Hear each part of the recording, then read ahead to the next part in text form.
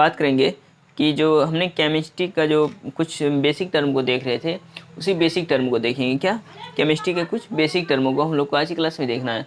वो basic term ये है कि हमने पिछले क्लास में इससे मेटल्स एंड नॉन मेटल्स के बारे में देख चुके थे, और आज की क्लास में देखेंगे हम लोग कि जैसे आपके एग्जाम में पूछे जाते हैं कि मिश्र धातु से रिलेटेड उसके कौन कौन से संगठन हैं और इस मिश्र धातु के क्या उपयोग है ना। ये सभी एग्जाम में आपके पूछे जाते हैं। कुछ ही टर्म है उससे ही एग्जाम में आपके पूछे जाते हैं, तो उसी टर्म को देखना है आज की क्लास में हमको, है ना। तो चलिए समय न गवाते हुए हम लोग सबसे पहले क्लास को स्टार्ट करते हैं ना। तो हमने यहाँ लिखा है कुछ महत्वपूर्ण मिश्र धातु एवं उसके संगठन। क्या? कुछ महत्वपूर्ण मिश्र धातु एवं उसके संगठन और उपयोग। संगठन, उपयोग एवं मिश्र धातु को देखना हमको, है। और वह मिश्र धातु कौन कौन सा है उसको देखना है। हमने यहाँ लिखा है 4 मिश्र धातु को। वो सबसे पहला है क्या? कांसा। क्या है आपका? कांसा है आपका सबसे पहला, है ना। तो कांसा किस किस यानी कि कांसा जो मिश्र धातु है वह किससे किससे बना हुआ है ना। यहाँ लिख देते हैं हम मिश्र धातु, है ना। कांसा क्या है? एक मिश्र धातु है ना। और यहाँ जो होगा वह इसका संगठन होगा। ये इसका कंपोजिशन, इसका बनावट जो हुआ है वो किससे किससे हुआ है ना। तो इसका जो संगठन हुआ है वो तांबा और टीन से हुआ है। किससे? तांबा, टीन। अब बात करेंगे कि तांबा और टीन से हुआ है, तो तांबा का कितना परसेंटेज रहा होगा और टीन का कितना परसेंटेज रहा होगा जो इसका संगठन हुआ। तो याद रखना है तांबा का 80% और टीन का 20% रहा है ना। और इसका उपयोग अगर बात करें ना, किसके उपयोग की बात करें इसका, तो इसका उपयोग हम लोग मूर्ति बनाने में करते हैं। किसका? मूर्ति बनाने में तथा सिक्का बनाने में, आभूषण बनाने में इसका उपयोग करते हैं। तो हम लोग यहाँ लिख सकते हैं मूर्तियाँ। आप लोग समझ जाइएगा, मूर्तियाँ मीन्स मूर्ति बनाने में, है ना। आभूषण, जेवर बनाने में जिसको बोलते हैं ना। आभूषण हो गया, सिक्का, इन सभी में इसका उपयोग किया जाता है। किसका? कांसा का, है ना।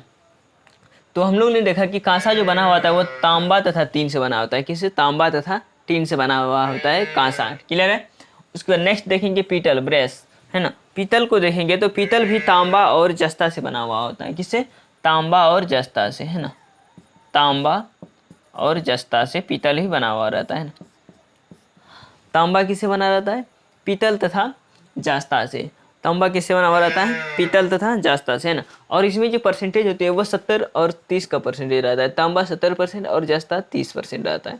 तांबा कितना? 70% और जस्ता 30% रहता है। अब बात करेंगे कि इसका जो उपयोग होता है, इसका उपयोग किसमें किसमें हम लोग करते हैं, तो वो होता है गियर, यानी कि गियर जिसको बोलते हैं हम लोग, गाड़ी में होता है गियर, है ना। और बेरिंग, बॉल बेरिंग जिसको बोलते हैं बेरिंग। गियर तथा बेरिंग में आप लोग को शायद क्वालिटी में कुछ कमी होगी, तो हम थोड़ा सा देख लेते हैं ना क्वालिटी को। 1 मिनट,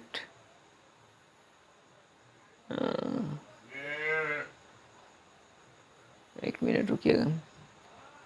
अब ठीक ठाक है? ठीक। तो यहाँ देखिए हम लोग कि क्या पीतल को देखें, तांबा तथा जस्ता। तांबा 70% और जस्ता 30%। ये इन दोनों का मिश्रण होता है 70 और 30 का, है ना।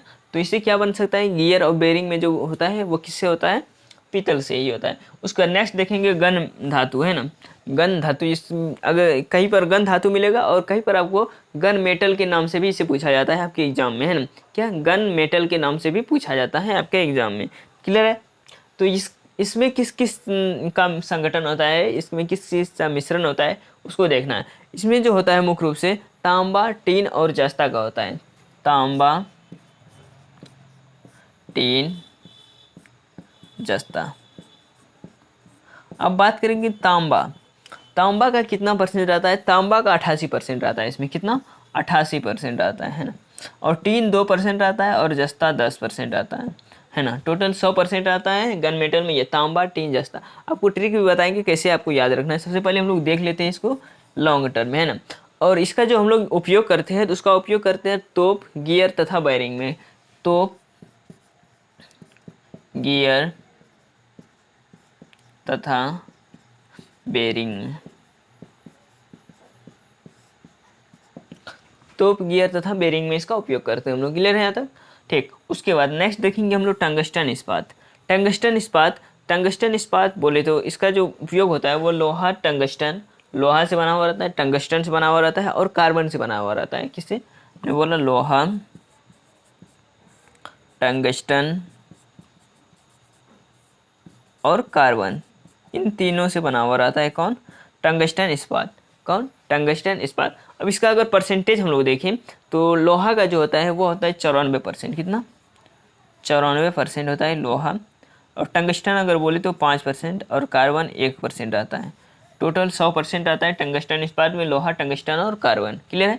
अब इसका उपयोग की बात करें तो मशीनी औजार बनाने में इसका मुख्य उपयोग होता है। किसे? मशीनी औजार। मशीनी औजार बनाने में किसका उपयोग होता है? टंगस्टन इस्पात का उपयोग होता है मशीनी औजार बनाने में। क्लियर है यहाँ तक? 4 देखिए हम लोग। और एक इसमें बहुत ही महत्वपूर्ण आता है, उसको हम यहाँ देखते हैं, 6 नंबर लिखते हैं। क्या? 6 नंबर। उसका नाम है क्या? जर्मन सिल्वर, है ना। ये आपको अधिकतर एग्जाम में मिलता होगा, जर्मन सिल्वर। जर्मन सिल्वर की अगर बात करें तो जर्मन सिल्वर में जो उसका संगठन है वो किस किस से है? तो तांबा, निकेल तथा जस्ता। तांबा, निकेल तथा जस्ता से। तो यहाँ लिखेंगे तांबा, जस्ता, निकेल, इन तीनों से, है ना। तांबा, जस्ता तथा निकेल किसका निर्माण करता है? जर्मन सिल्वर का। जर्मन सिल्वर क्या है? एक मिश्र धातु है ना।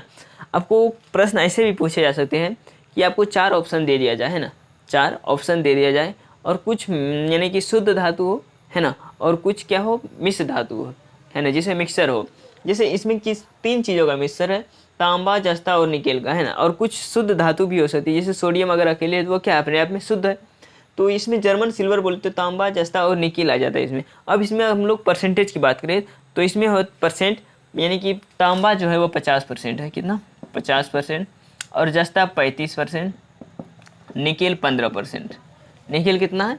15%। और इसका उपयोग होता है विद्युत प्रतिरोध में। किसमें? विद्युत प्रतिरोध में इसका उपयोग होता है जर्मन सिल्वर का। विद्युत प्रतिरोध जिसको हम लोग घरेलू सामग्री बनाने में कहते हैं, वहीं पर इसका उपयोग होता है जर्मन सिल्वर का।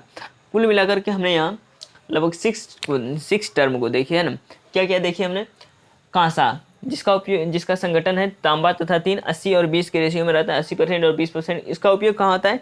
मूर्तियाँ बनाने में। कहाँ? मूर्तियाँ बनाने में तांबा का उपयोग होता है। मूर्तियाँ बनाने में तांबा का उपयोग होता है। आभूषण, सिक्का भी बना सकते हैं इससे, है ना। उसके नेक्स्ट अगर बात करें तो पीतल। अगर पीतल की बात करें, किसकी? पीतल की।